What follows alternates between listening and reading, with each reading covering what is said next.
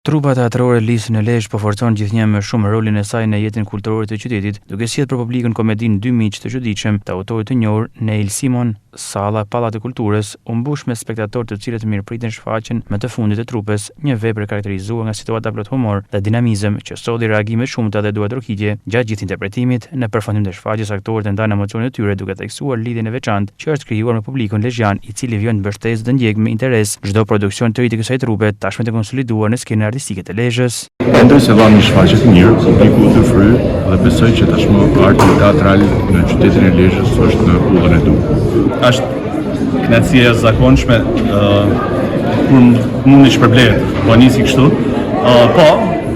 Them drejtën, diçka që edhe surprizë për ne që kishte goxha publik, sepse tash vera si dihet është ngarkuar, jo plazhi, jo evente tjera, jo eventi më i madh që është kampionati botëror, por ne patëm publik.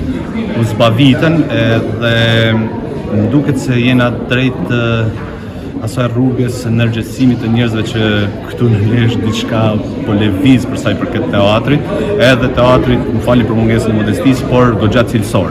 Ne erdhëm me një komedi kësaj radhe, edhe nga feedbacku i publikut e kuptova se jo thjesht u zbavitën, por herë edhe kanë qesh më shumë se sa duhet. Kështu që unë jam falenderues.